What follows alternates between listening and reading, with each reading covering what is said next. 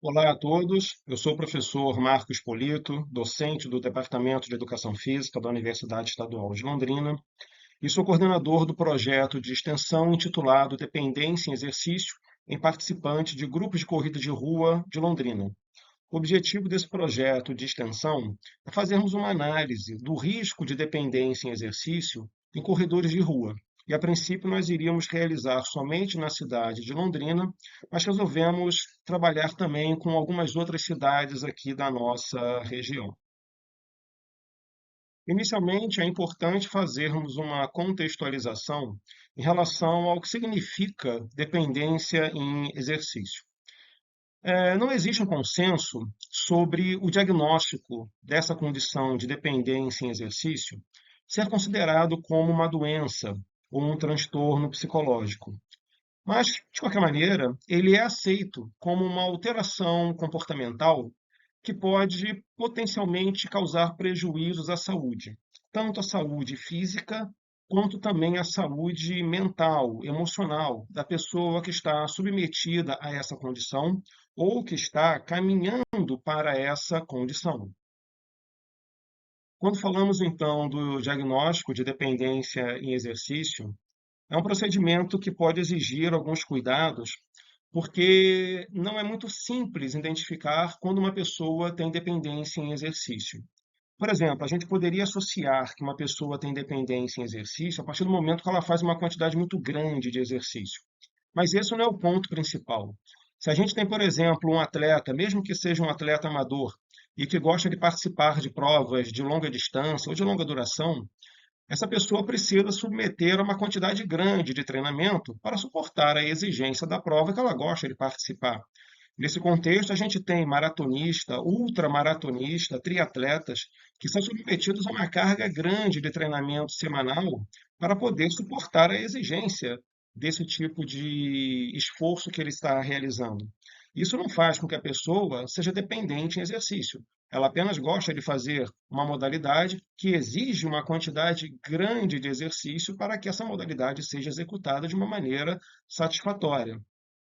Por outro lado, a questão da dependência em exercício começa a ter alguma importância quando a pessoa, independentemente da quantidade de treino que ela faz, ela não consegue aceitar o fato de precisar ficar em alguns momentos sem fazer o exercício, seja por uma questão de organização da planilha de treino, uma vez que o descanso faz parte do treinamento para que o organismo se recupere do esforço realizado e possa, então, ter condições de realizar um novo esforço, ou quando essa interrupção do treinamento é proporcionada por alguma lesão, alguma infecção, um resfriado, uma virose, que faz com que a pessoa precise se recuperar desse problema para voltar a treinar de uma maneira satisfatória. Existe também uma condição na qual a pessoa começa a fazer cada vez mais exercício sem necessidade de fazer esse exercício todo. Como eu falei no início, um indivíduo que treina para uma maratona, ele precisa fazer uma quantidade grande de treino. Mas mesmo assim, quando ele começa a fazer uma quantidade além dessa quantidade que é necessária para ele correr uma maratona, isso pode significar um risco de dependência em exercício. Ou quando uma pessoa, por exemplo, no caso o corredor, que está se preparando para uma prova de 10 quilômetros, mas ele tem um volume de treino semanal que começa a ser aumentado e se aproxima de um volume de treino de um meio maratonista ou até mesmo de um maratonista. Ou seja, ele está realizando uma quantidade grande de treino desnecessária para o objetivo que ele deseja alcançar. E, além disso, quando a pessoa começa a fazer exercício e ela começa a ter problemas com outros compromissos da sua vida social, profissional, enfim. Então, quando a pessoa ela começa a priorizar o exercício, por causa disso, ela chega atrasada em compromissos de trabalho, ela chega atrasada em compromissos sociais, ela começa a não participar de compromissos familiares por causa do treinamento. isso é um indício de que realmente essa pessoa está tendo risco, tendo chance, né, de estar submetida a essa condição de dependência em exercício. Obviamente que essas coisas precisam ser analisadas com um certo cuidado. Quando o indivíduo gosta muito de treinar e de participar de alguma prova, está treinando para aquilo, eventualmente ele pode abrir mão de alguns compromissos sociais para poder treinar. Mas quando isso é realizado de uma maneira muito regular, quando isso acontece de uma maneira frequente, pode acontecer que ele está dependendo mais do exercício, o exercício está satisfazendo mais as suas questões emocionais, enfim, do que propriamente o convívio com amigos, o convívio com a família e até mesmo as questões relacionadas a trabalho ou a estudo. Problemas iniciais que a dependência em exercício pode começar a apresentar nas pessoas, na verdade, são três: a desordem alimentar, uma preocupação exagerada com a estética ou até mesmo uma preocupação exagerada com o desempenho. Então, quando o indivíduo ele acha que se ficar sem treinar, isso pode comprometer o seu desempenho, ele acha que vai ter uma queda de rendimento, se ele ficar um dia sem treinar ou se ele diminuir a quantidade de treino, isso pode ser um sinal de que a pessoa está emocionalmente dependendo do exercício. Assim como a pessoa tem uma preocupação grande com sua estética, ela gosta de manter o seu corpo dentro de um padrão estético, e ela acha que se ficar um dia sem treinar ou diminuir a quantidade de treino, ela vai engordar, ela vai perder massa muscular. E tudo isso pode ocasionar também desordem alimentar, ou seja, a pessoa pode ter uma alimentação muito restritiva em relação àquilo que realmente ela poderia fazer para ter uma melhor saúde, um melhor desempenho, ou ela começa a ter hábitos alimentares inadequados, como uma ingestão exagerada de algum grupo alimentar, como por exemplo de proteína, utilizar suplementos alimentares em excesso, de uma maneira desnecessária, preocupada com essa questão de estética ou de desempenho. Mas o principal problema que a dependência em exercício pode ocasionar no indivíduo é o excesso de treinamento. É quando a pessoa se submete a uma quantidade grande de treino, ela não aceita ficar sem se exercitar em alguns momentos ou se exercitar menos do que ela está acostumada, e isso pode fazer com que o organismo não reaja positivamente ao estímulo proporcionado pelo exercício. Ou seja, se o organismo não reage de uma maneira positiva, o organismo pode reagir de uma maneira negativa.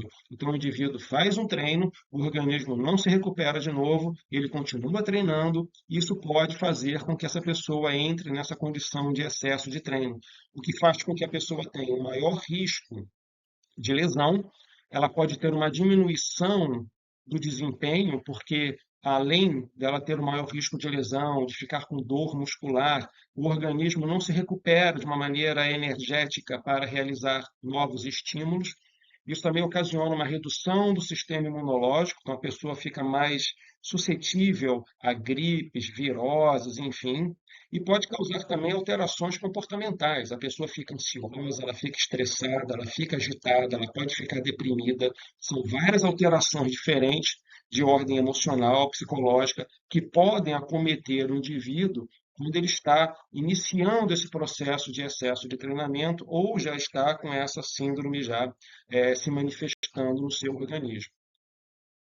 Para fazer análise do risco de dependência em exercício, nós utilizamos um questionário internacional traduzido e validado para o português, e esse questionário tinha 12 afirmações, mas somente as 6 primeiras foram consideradas para o cálculo de dependência em exercício.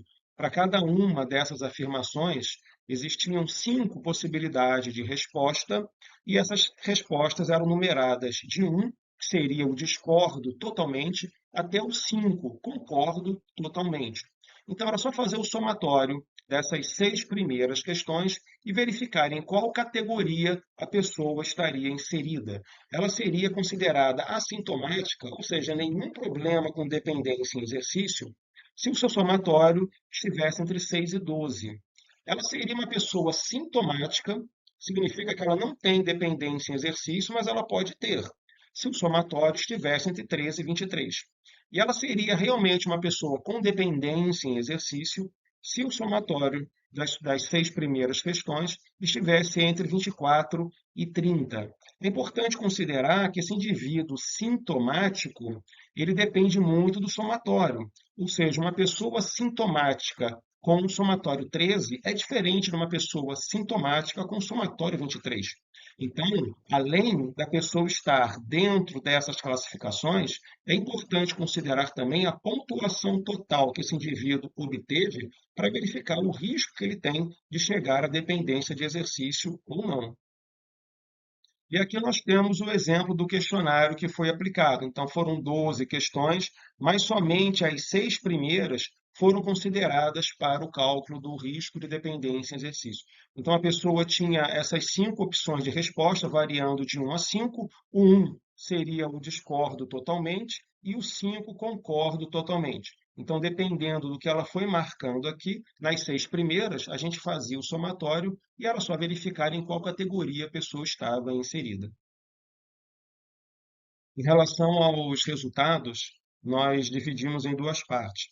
A primeira delas são os dados gerais das pessoas que participaram do projeto.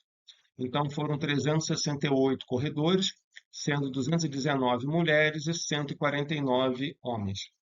A idade média foi de quase 41 anos, com uma dispersão de 10,6 anos.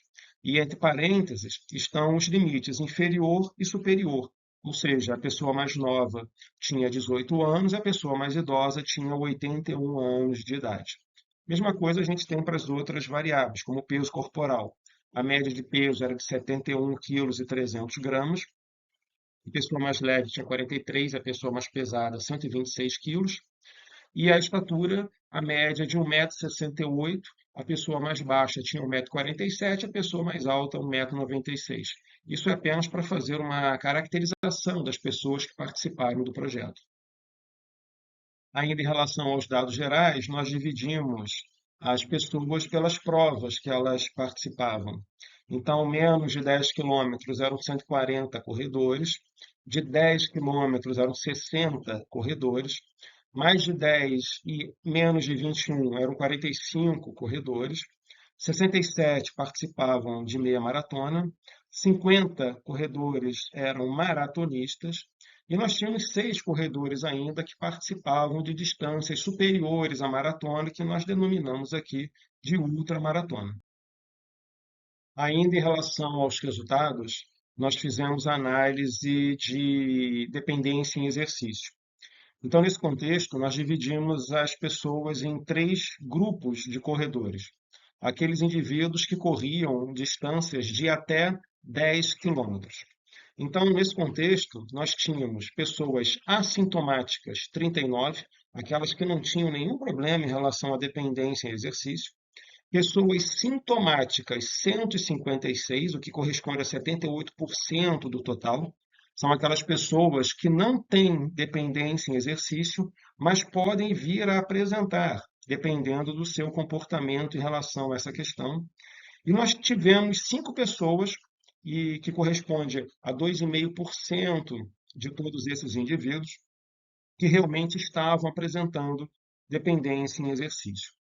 Quando a gente utilizou as pessoas que corriam acima de 10 quilômetros até a meia maratona, nós observamos um comportamento um pouco diferente. Os assintomáticos eram apenas 8, o que correspondia a 7,1% do total. Reparem que, em comparação aos corredores de até 10 quilômetros, esse número é menor. Então, nós temos uma distribuição diferente desses indivíduos para essa distância. As pessoas sintomáticas já seriam 99, que corresponde a quase 88% desses indivíduos, um percentual maior do que os corredores de até 10 quilômetros. E embora nós tenhamos também 5 indivíduos de risco, assim como os corredores de 10 quilômetros, o percentual é diferente. Então, nós temos 4,5% desses indivíduos apresentando já a dependência em exercício. E quando a gente analisa os maratonistas e os ultramaratonistas, nós temos ainda uma outra distribuição. A quantidade de pessoas assintomáticas, em termos percentuais, é semelhante aos corredores de distâncias até a meia maratona. A quantidade de sintomáticos percentualmente é um pouco menor, porém nós temos uma quantidade maior em termos percentuais de pessoas que apresentam a dependência em exercício. Então, de uma certa maneira, nós podemos concluir com esses três blocos de corredores que a distância mais longa, aquele indivíduo que gosta de participar de provas cuja distância é cada vez maior, eles apresentam cada vez mais risco de ter a dependência em exercício. Não é treinar uma longa distância que faz o indivíduo ter um maior risco de dependência em exercício. É ele realmente estar sendo submetido a uma carga alta de treinamento e não conseguir reduzir essa carga para, então, ter uma melhora da sua saúde. E, finalmente, nós temos os dados significativos, né, a estatística inferencial, que foi aquela que trabalha com probabilidade. Nesse contexto, nós pegamos várias informações que tinham no questionário e cruzamos com a pontuação que foi obtida por meio das respostas do risco de dependência em exercício. Então, a primeira coisa, a gente já comentou no slide anterior, era em relação à prova preferida. Quanto maior a distância que o indivíduo gosta de participar dessas competições, maior é o risco dele apresentar dependência em exercício. Eu volto a considerar o seguinte: não é o fato dele querer fazer uma meia maratona ou uma maratona que vai colocá-lo no risco de dependência.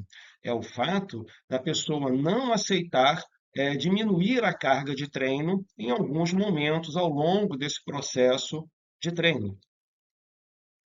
Pessoas também que compensam o treino não realizado num dia em outra sessão. Então, por exemplo, o sujeito não conseguiu treinar num dia ou treinou parcialmente naquele dia, e no dia seguinte ele quer fazer o treino desse dia mais o do dia anterior, que ele não conseguiu treinar. Isso às vezes é desnecessário, é uma carga muito grande de treinamento por um dia só.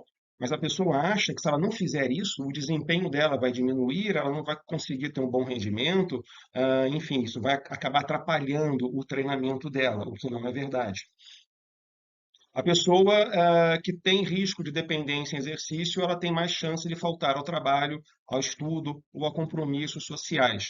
Então, as pessoas que estão treinando demais, elas priorizam o treino em relação a essas outras questões. As pessoas também acabam treinando doentes ou com algum tipo de lesão. Então, quanto mais pessoas estiverem treinando doentes e com lesão, maior seria o risco da pessoa ter a dependência em exercício.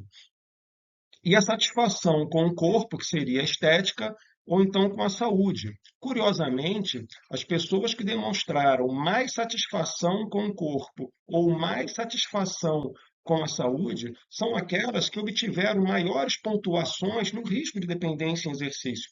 E aí acaba ficando uma situação bem antagônica, não é? Quer dizer, a pessoa tem uma preocupação com a sua saúde, mas ao mesmo tempo ela está desenvolvendo uma condição que pode prejudicar a sua própria saúde por meio do excesso de treinamento. Então, é importante observar esses comportamentos ao longo do processo de treino para que realmente a saúde do indivíduo fique melhorada e ele não tenha risco de ter lesão, ou alguma doença ou algum comprometimento por causa do treinamento que é realizado. Esses, então, foram os principais resultados desse projeto. A gente espera ter contribuído para que as pessoas que participaram desse projeto, para que os coordenadores de grupos de corrida, as pessoas que prestam consultoria, assessoria para corredores, possam entender um pouquinho melhor sobre essa questão de dependência em exercício. A gente acha que gostar de exercício é uma coisa extremamente positiva para a saúde. Fazer exercício é extremamente importante para melhorar a saúde do indivíduo, mas é importante também saber que existem momentos em que a diminuição da carga de treino faz parte do próprio treino daquela pessoa. Nesse contexto, toda planilha de treinamento vai apresentar momentos em que o indivíduo vai treinar menos, dias em que a pessoa não vai treinar, exatamente para que o organismo se recupere para sessões mais fortes que vão proporcionar as melhores condições de resposta desse indivíduo para aquilo que ele deseja. Eu gostaria de deixar público aqui os nossos agradecimentos a todos os grupos de corrida que participaram, às assessorias, os treinadores, aos corredores que participaram, dessas respostas, e também aos integrantes do projeto, são todos alunos de graduação aqui da universidade, o Lauro, o Gabriel, o Iago, Marcos Vinícius e o Matheus. E eu me coloco totalmente à disposição. Caso vocês queiram algum tipo de maior esclarecimento, podem entrar em contato comigo via e-mail, via o meu Instagram, para que a gente consiga, responder. Inclusive, eu tenho todas as respostas individuais das pessoas que responderam. Se essas pessoas quiserem as suas respostas, eu encaminho, no privado para esses indivíduos, e por questões éticas eu não posso, expor cada indivíduo as suas respostas. Então, isso é um anonimato garantido, é um sigilo que, como pesquisador, a gente precisa ter, mas se essa pessoa quiser a sua resposta, eu envio, e se houver necessidade de maior esclarecimento, estamos sempre à disposição. Muito obrigado pela participação de todos vocês.